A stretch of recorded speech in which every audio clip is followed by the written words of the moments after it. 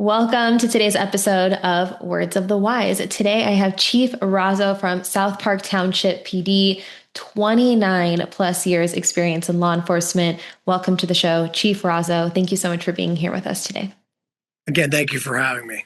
Of course, I'm really looking forward to it. I was hoping that you could give us a little bit of background. So you just stepped into your existing agency, which is a larger agency than you were at previous, but you've been in this career for almost 30 years. So why law enforcement? What does your career look like so far? I think my passion in law enforcement's always been there since I was a young child. My father was military police, retired Colonel United States Air Force. And I think growing up, I already had that law enforcement background. And his education is as well as too was as a retired superintendent. My brother's actually a current superintendent, so the education side was always there, and in the law enforcement side was there as well. So I picked them both because I both teach and work in law enforcement. So I look at it as I kind of get the best of both worlds. I love that. When we talked a little bit offline, you said this word turnover. The conversation that I have a lot with leadership is, retention, recruitment. And my question for you is, how do you think that we get the younger people to want to do this job, to see this career as something that is worthwhile? What is the messaging, or what do you think needs to be done to get people to still want to enter into this profession today?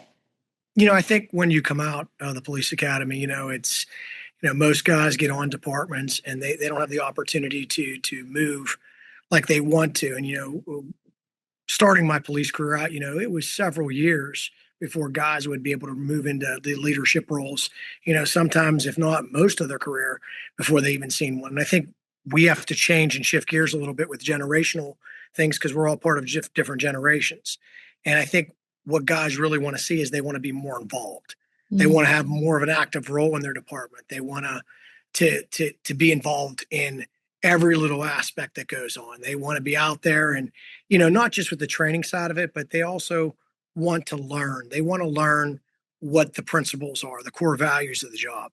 And I think you have to start with the bare bone basics. And I think a lot of times, some places, just because maybe they're smaller, maybe not as big, don't have the opportunity to groom their officers the way they need to. And I think, along the way that retention you were talking about earlier, officers are on their way out and they're not doing proper succession planning. They're not training or grooming the next frontline supervisor to be ready to go. And I mean that by saying, maybe a patrolman to a sergeant to potentially a lieutenant to a captain to a deputy chief, and all the way up.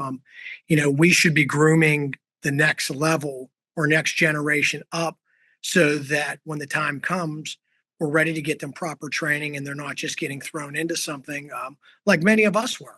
Coming up through the careers, we weren't really given proper succession, planning. And the problem was that you didn't learn what you needed to do along the way. And it sometimes sets some officers up for failure. And I think the most important thing is making sure officers get the proper training. They have some say and some stake in the game. And I think, you have to constantly, as a chief, at least I believe, you have to constantly change with your department. You have to understand there's going to be different generations within your department, and you have to be open-minded to each one of them and constantly move in the right direction, or you're going to lose those younger officers and they're going to go other places. And I think that's what I think for me has been so successful is that I play a very active role with my officers. I get out there with them. I'm actively involved with them. I don't go out all the time with them, but I do go out and respond to calls with them from time to time. I do get involved with them. And more importantly, I like to hear what they have to say. I want them to be part of the team. And that to me means more than anything else. Like, this is their next 25 years.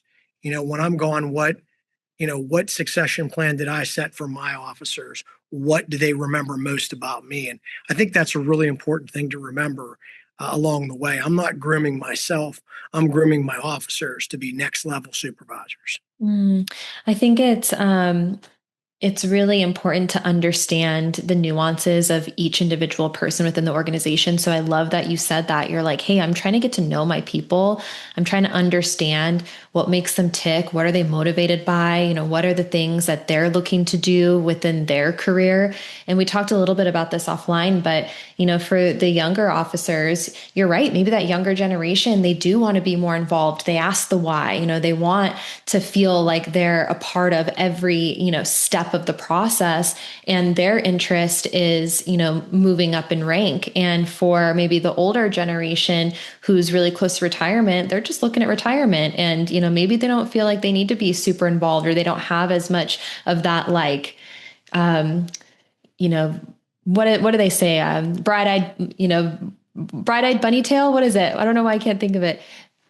They You know, everybody has their own different energy level for sure. exactly, the energy. And some of them, like the newer ones come in, they're all out there. They're ready to go. They want to get involved. They want to be the ones out there, responding to the calls, being on the CERT teams, making traffic stops, working narcotics units. And you're right. We do have a lot of veteran officers too that did put their time in. They had their fun and running and gunning out there and doing their thing over the years. And some of them now are looking close to retirement. What I do is I look at those veterans and I say, look, guys, we need you to start grooming the younger ones, and they want to see you out there as well too. So, I try to utilize a lot of them to be my training guys, to be more involved, and they get more excited about it because it brings that youth back to some of them as well. And I do have a lot that are right there close to retirement as well too. And we have a lot of other roles for them as well, and they still want to be involved too. I'm very blessed on the department I am at now. I have a lot of people that have a vested interest, and they have a lot of stake in the game. And they want to be part of something that's new, something that's changed. As a new police chief here, coming from a department that I was a police chief at, that's what we wanted to do, was make change. And we did that. It took several years, but along the way, I had a buy-in from my staff, and they knew where I stood. I support my team, my command staff, but along the way, there's always tough decisions that need to be made. And some get it and some don't. I think you don't really truly grasp or understand until you really sit in this position or this seat, that there's so many moving parts and there's so many things that are involved that every chief has to operate a little different than the other. So I would never compare myself to anybody else. I just know how to run my own race, my own way. And along the way, I like to get a vested interest with my patrol, my sergeants, my lieutenants, all the way up, because their opinions and their views do mean something. They all know the one thing that I stand by is I'm fair. I'm fair about everything that I do. You may not like what I have to say, but along the way, I'm fair and I will hear you out. And, most of the time along the way, we do kind of find that common ground. And I think that's why my team is so excited about the moves that we make. They're never, ever disappointed whenever we do something new or I bring something new to the table. They're more excited because I'm always thinking outside the box. I'm the one that's always the wild card because I like to do things different. I surely don't like to be the same as other police departments. And that's not a bad thing. I like to take a little bit from everybody, but I like to be different. I want to make sure that we are a different agency and we bring something different to the table. You had talked earlier about how do we get employee retention? How do I bring those younger officers on? That's how I do it. I make us a different police department than others. I make us unique, that people want to come work here, not just for the money. They want to come work here because we have something different to offer. And that's what we bring to the table. And I hope that other chiefs do the same thing because, along the way, we're all battling for officers and each one of us are so talented, especially in the region I'm at in the South Hills. The chiefs that are all around me that have been on your show before in the past, they're outstanding and remarkable chiefs. I mean, the things they bring to their department are outstanding. I'm grateful to work with each and every single one of them. But each one of us also battle with employee retention and keeping our officers. And that's what makes us all different is what do we bring to the table? And I like to bring something new, fresh ideas. And, that's what makes my guys excited about coming in is what's the new thing we're going to do this month? What's the new thing we're going to bring to the table? And I like to always throw it out to them, who knows? And when I bring it up, I throw it out there and guys get excited. I'll bring out something that they weren't even thinking about. And, Whenever I bring it to the table, everybody's jumping. Everybody wants to be part of it. And that to me is really exciting because I'm not begging people to want to be involved in something. They really all do want to be involved in it. Yeah. I love how you're like, who knows? You're like, I don't even know. We'll Yeah. see. I think thinking outside of the box is really important. I think asking the why is really important. I think that putting an effort to not just check a box is really important. And it sounds like that's what you're doing. You're constantly brainstorming, trying to understand what are those things that you guys can do that are going to be effective. And it's maybe not necessarily, the status quo. It's not necessarily following in the footsteps of everyone else. It's trying to figure out what works for you, and how you can be creative and get people excited.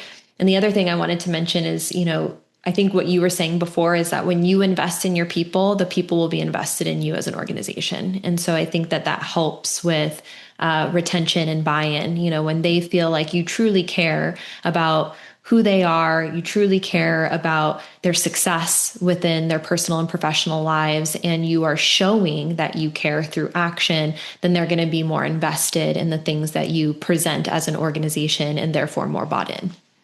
No, you're 100% correct. And like I said, that's what I had mentioned to you earlier about, actions do speak louder than words. And, Mm. guys hear a lot and officers hear a lot and everybody wants everything. At the end of the day, when I first got here, one of the big things I did was I made sure that I had my department meeting, within the first 3 days of me coming on the job. And, one of the things I did was I said, guys, there's a ton of things that everybody wants. There's needs and wants. Give me your top 5 list. Let me work on your top 5 list so that I can build that trust with you guys so that you can see that I actually do bring real transparency to this department and that you guys can learn to trust me. And it wasn't even within the first 30 days, I accomplished 4 of those 5 things, which were substantially big items, and still working on the last one. And I think that's a really big milestone, not just for me, but for a department. And a lot of guys see that and they say to me all the time, Chief, you really do say what you say you're going to do. We trust you. We know that you're going to get the job done for us. And I tell them, guys, look, the one thing I'll never do to you is lie. I will tell you what I know and I'll tell you what we can get. And the end result is that I'm in this race with you. I gain nothing out of telling you something I can't come through with. And I think that's important.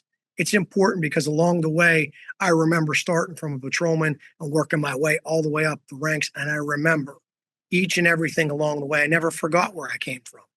And I think that's important because a lot of the guys do their homework. They do their homework on who their leaders are and where they came from and what they brought to the table.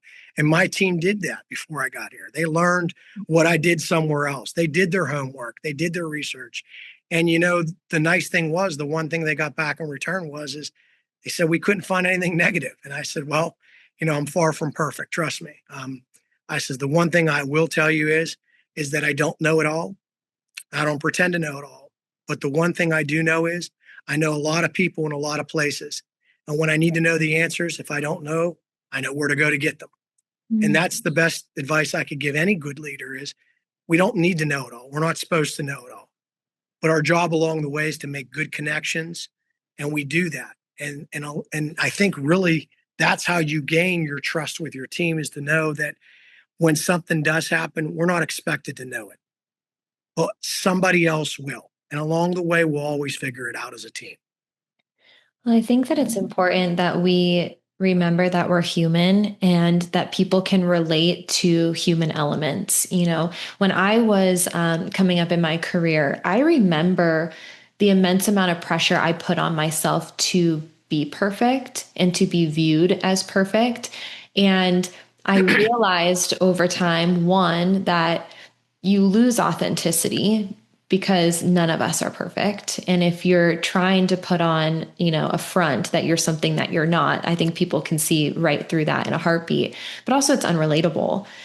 People want to follow people who that they can relate to, they can look at you and say, hey, like, I can see myself in that person and I aspire to be that person because they're human, because they tell the truth, because they have these different qualities. But I find, at least in my life, the people who sit at the top of the mountain and say that, they've arrived and they're the absolute best, I can't relate to that. And so I don't want to climb that mountain with you. I want to follow the person who's like, I don't have it all figured out, but you can trust me. And if you follow me, I promise we'll get to our destination and it'll be successful, and I think that it's important to have a level of vulnerability as a leader. I think it's important to have humility. I think it's important to have a learner's and a growth mindset and understand that there's always room for improvement. And I think that somewhere along the way, there's some leadership school that's taught everyone that you have to pretend you're perfect. And I don't believe in that at all. So I really appreciate you saying that because I'm on board with everything you just said.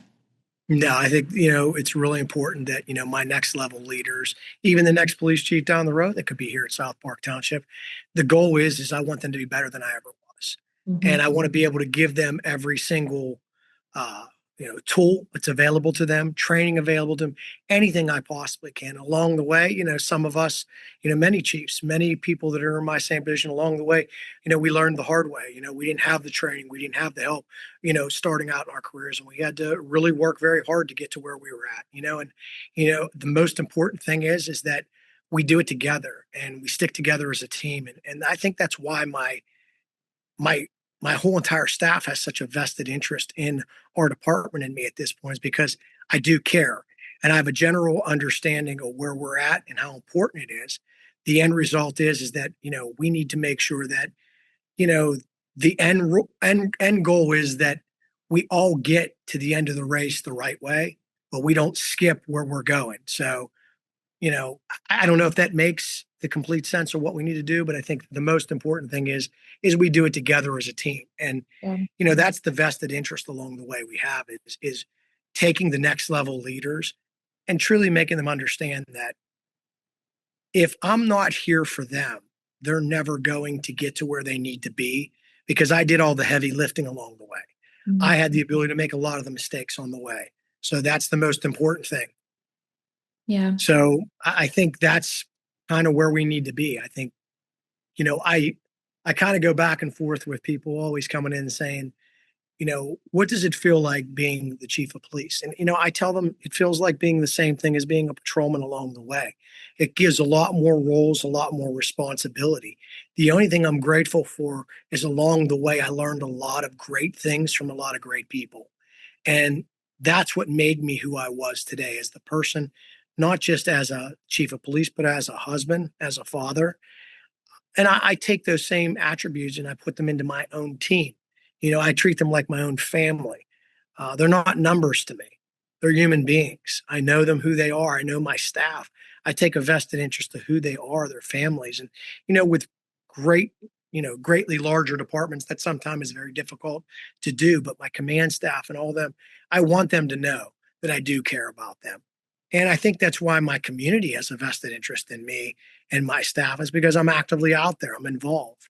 I believe that, I am the face of the organization. So, I do represent the township in a different way, not just as the chief, but as a resident, as a parent, as a husband. So I think it's important that, we remember that, police officers are human beings Yeah. and that, we all do make mistakes along the way and that we all do have problems and we have problems at work and at home. And sometimes those things do come here. And, the first thing I do is I like to make sure I do a check-in. I call it a check-in on my team.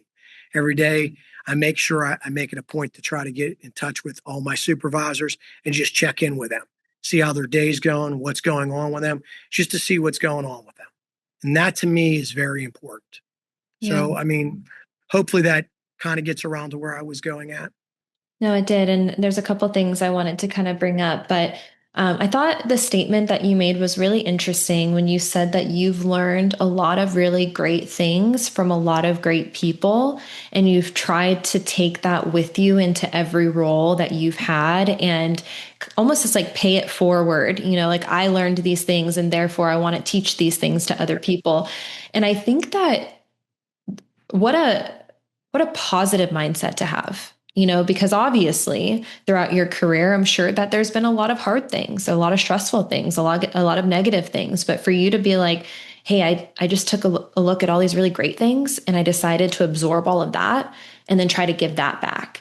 And I think that we have to do that more. I think it's so easy to focus on the negative and to let that drag you down. It's so easy to become, jaded or hardened over these things that you really have no control over. But for you to say, hey, I decided to learn all the good stuff that I could. And I'm sure you learned from a lot of bad things too, but for that statement, I thought was really powerful of like, hey, I chose to look at these positive things so that I could pay it forward to my team. I think that if we all took more of that approach and we tried to recognize all of the good stuff, because it is there, it does exist. Sometimes you have to look a little bit harder for those things because our brain naturally wants to go for the negativity. But for you to say, I learned a lot of great things and therefore now I can pay it forward. I thought that was a really positive and powerful statement. So thank you for that. I know that you entered into this new organization. You've put a lot of effort into training your people, having one-on-one conversations, having your check-ins, really trying to build a culture in which there's buy-in and retention. I know that wellness is one of those things that is also a priority for you. And so, what do you think organizational wellness actually looks like? I think that it looks so different for everybody, and there's so many different definitions. But for you and your organization, what do you think wellness truly is? I think wellness has come such a long way since I started my police career, where, when I first started, it was, no officer even wanted to step forward if there was an issue going on, because they were always in fear of, maybe not having their job anymore or where that would go. And I think, there's so many remarkable programs out there and so many police departments are a part of them. And we're very blessed in our area to have a couple different organizations like AHN, who has a chill program that really does focus on officer wellness. And, I think a lot of times when we talk about officer wellness, they think about just the officer's wellness while they're here at work and what they're doing at work and, over a major incident. And we do cover all those things, especially on our department now. I make it a point that if, an officer's involved in an incident or something, we make sure that we get that one-on-one with them. We make sure that, they get the right outsources with the doctors to make sure they're okay before they come back. And we make sure that they know that it's okay.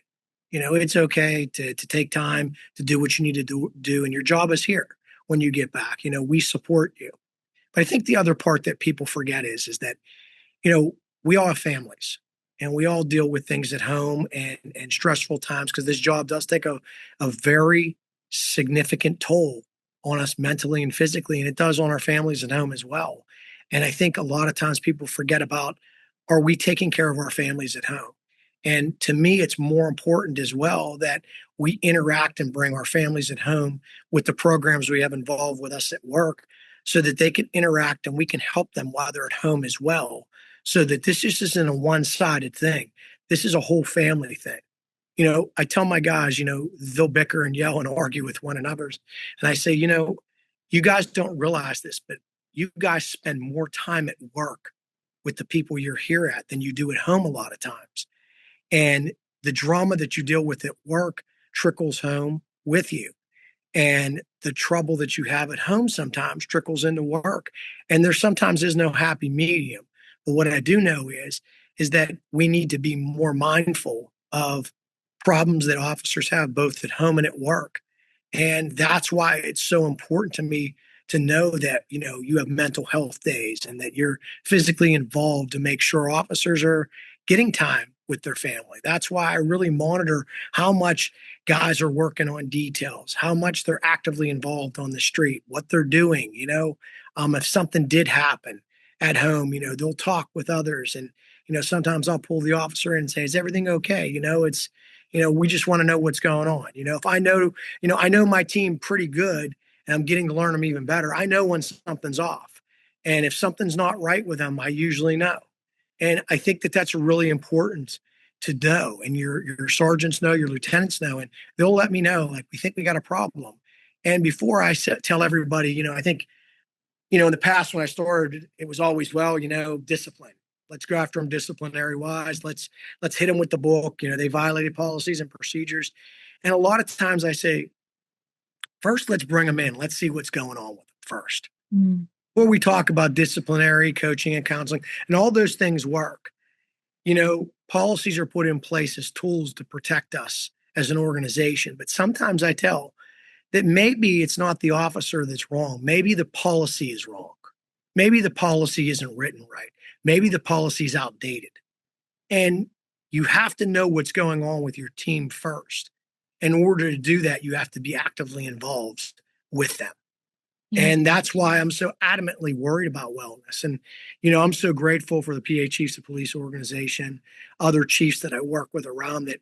We have such great programs, and we're actively getting involved with the wellness programs, the PTSD programs, and we're really trying to bring that to the forefront because we are starting to recognize that it is taking a toll on our officers.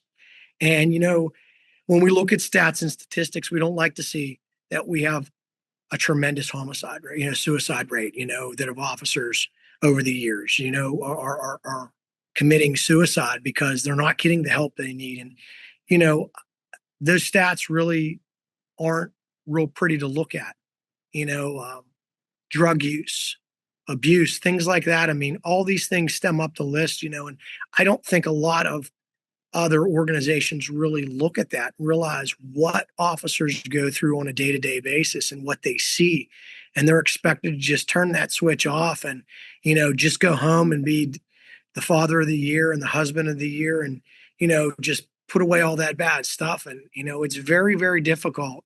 And I tell people, until you walk a mile in any of our shoes, you really never truly understand it. And that's why I'm grateful for programs like yourself, that you put out there, the positive side that you put out there to really help police organizations. Because at the end of the day, we are human beings.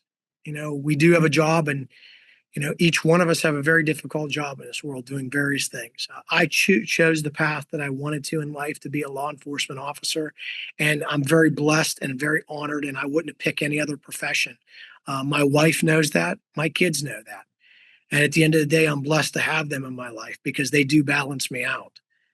And I think when we talk about wellness, what does wellness mean to me? Wellness means, taking care of my family. And my family is at my work family and my home family, and they both mirror together. And I think we need to take care of one another. And I think we're really starting to take huge strides. The PA Chiefs of Police organizations doing a great job. A lot of outside Chiefs organizations are doing that. Our Allegheny County Chiefs. We're really starting to take steps in the right direction. And I'm really grateful and excited that I'm able to be in a position to be part of that process. So that's what wellness means to me, is family. We're all one family, whether it's South Park Township or another police department across the state or across the country. We're all doing the same thing, some bigger or smaller than others, but we all do the same job.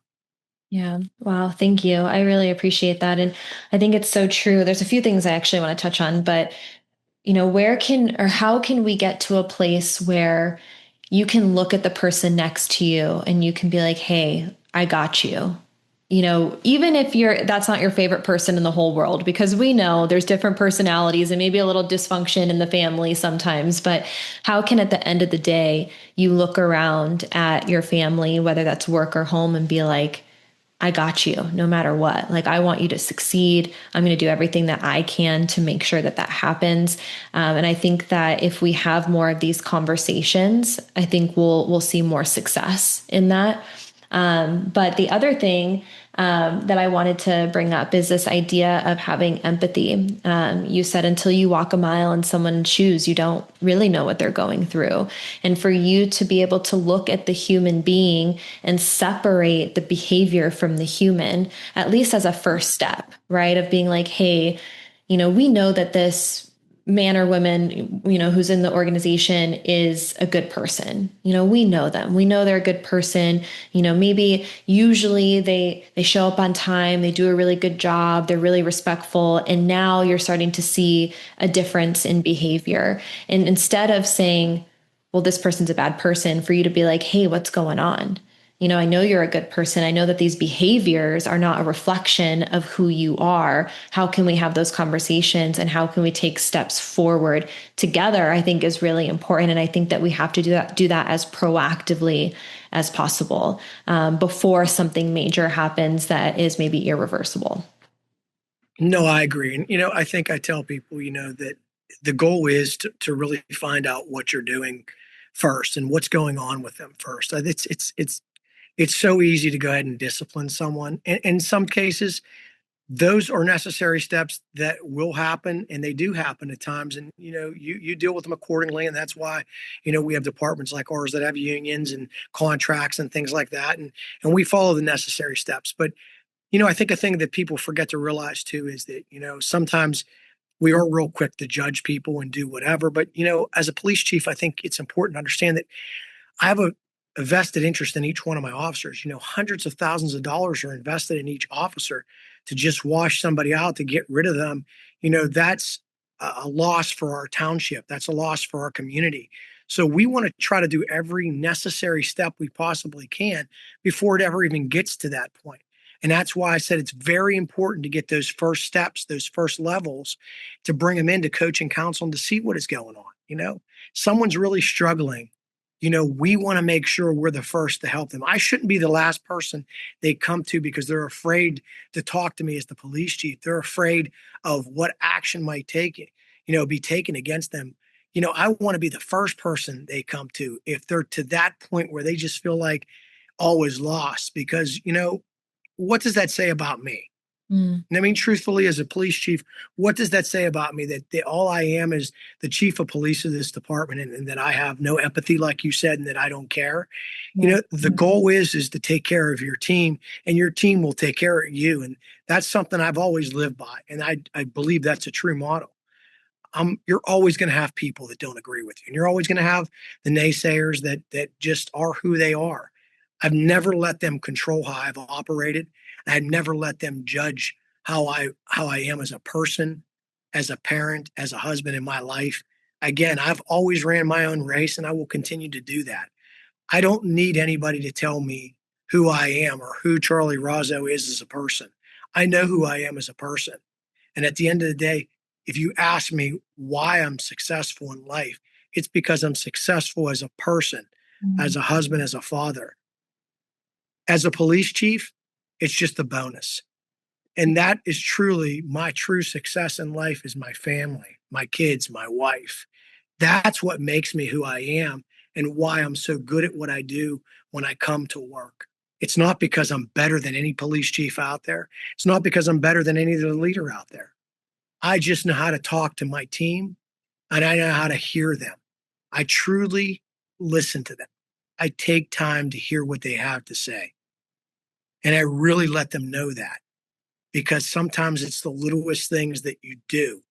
It's the littlest impact that you make that makes the world of difference to your team. And that's actually happened with me here at South Park. It's the littlest things that I did starting out that made the biggest significant impact to them. And that's why I have such a huge buy-in with my team. So I'm grateful for that. I'm just grateful for that I have the opportunity to be where I'm at the level I'm at. And by the grace of God, I'm here because I get to be able to truly help not just my community, but I really get to help my officers. I get to help them in a level that I never had coming up. And I had a lot of great commanders along the way and leaders and chiefs along the way. And some of them really, truly made me into the true chief that I am today, into the leader I am today. So you're right. I did take bits of everybody because each one of them brought some very good concepts to the table. And I took that. I didn't take the negative side. I took all the positive.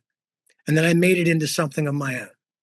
So the blessing that I look at here is that this all comes down to my family. And my family is my department and the people that I go home to every night, because they're the ones that truly make me successful, because they're out there doing the heavy lifting every single day. My job as a true leader is to make sure they have all the tools and all the assets they need to do such a great job. And that's what I'm going to continue to do. Yeah. There's a couple things that stuck out to me, but one is this idea of not letting the external stress or noise change who you are or knock you down as a human being. And I think that is so difficult. At least for me, it's always been so difficult. And we have these conversations, about the impact that community support has on officers, the impact that social media has on officers, the stressors of the career that can impact you on a personal level. And I think that it takes an immense amount of strength and stability in who you are to understand that just because someone doesn't like you or doesn't agree with you doesn't mean that you're a bad person, because there's always going to be people. There's always going to be noise. And for you to hold steady in who you are and to still understand that you're leading with the values that are true to you, I think is really important. And sometimes we have to have those skills and that training to be able to drown out some of that external and to be able to go home at the end of the day and still be authentically who you are. Because I think that anyone who's listening can agree that our experiences can change us. It can impact us, for good or for bad, and so how can we try to allow these things to impact us as positively as possible and try to, minimize the negativity as much as possible, which is easier said than done, right? It's sometimes really hard. You said it bleeds together. You said home life and work life can bleed together. And I do think that's true, as much as you'd like to think that you can just completely shut it off and you can leave everything at work and at home. It's not always necessarily the case. Sometimes they bleed together, but I think being able to allow yourself to stay true to who you are, regardless of the noise that's going on around you, is something that we should all strive for. And then the other thing you said that I thought of, because you were talking about family, and you were like, man, like what a disservice as a chief if I'm the last resort and people are just so afraid that I'm, just going to discipline them and they don't want to come to me. And I think about this idea when you're like, yeah, like family, it's almost like as chief of police, your dad, and as a Yeah. father, like as a father, if you're raising kids, like you want your kids to be able to come to you when they make a mistake or when they're sad or upset or happy or, they succeed in something, all of the things you want to be the first person that they come to. And, you want to almost be a mentor and you want to, kind of quote unquote hold their hand and guide them to the best version of themselves. And when you were talking, I was like, man, it does relate a lot. I think as chief, like you're kind of dad, like you want them to come to you and you want them to succeed. And you said earlier you want them to be better than you. I think that we all want our kids to be better than us too, and so how can we create a culture in which that is true, where you can develop a team that's better than you and they do want to come to you for all the good and the bad.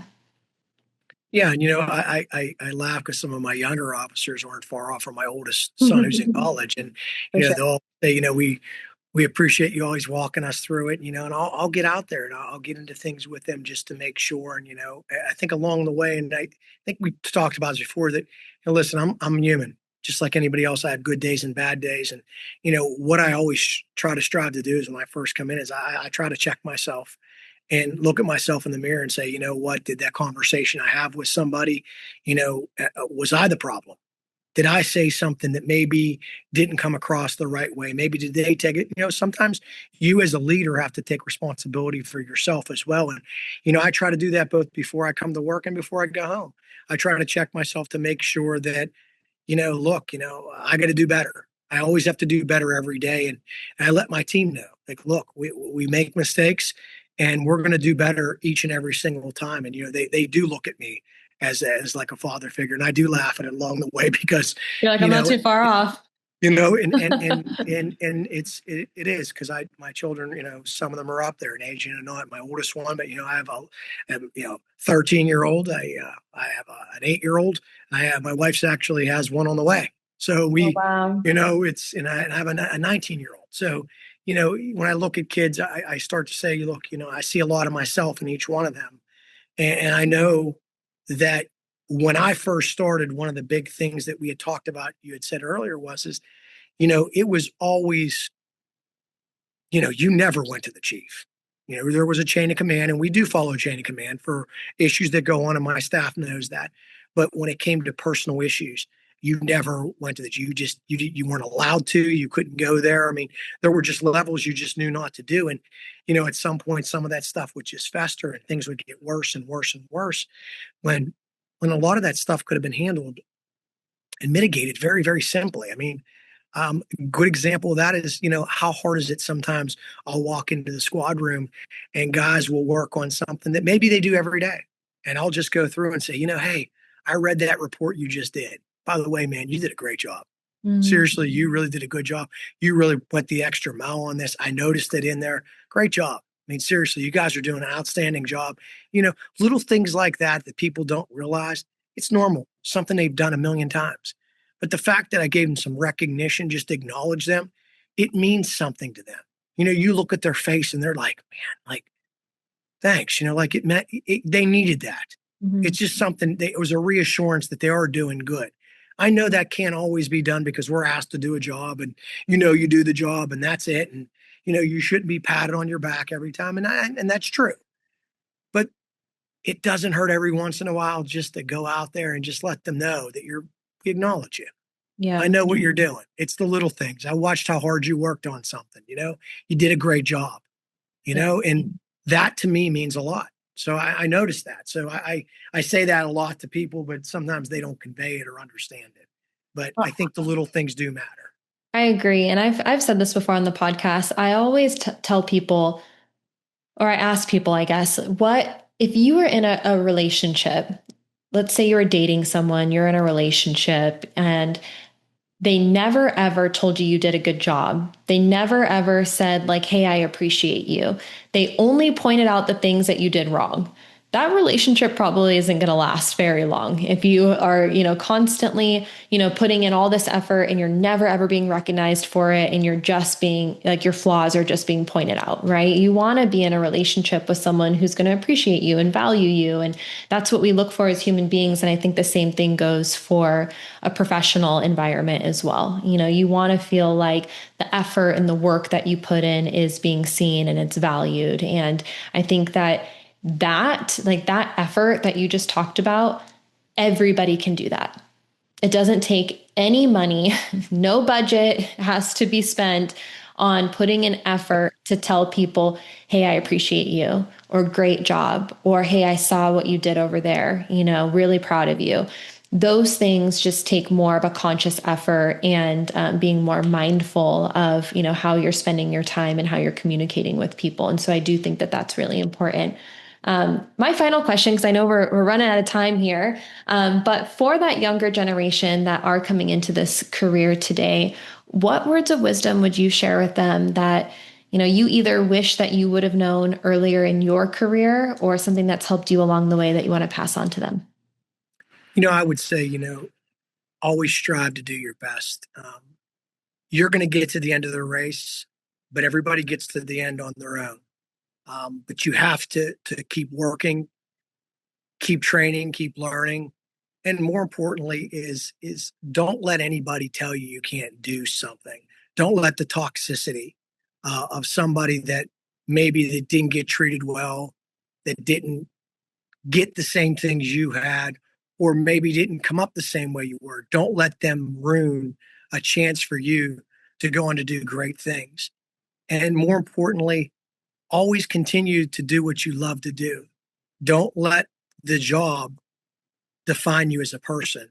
Always stay strong to who you are as an individual, both outside work and in here, because it does make a difference.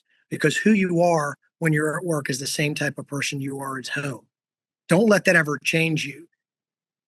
But more importantly, stay strong to who you are and believe that we all are here to do great things in law enforcement.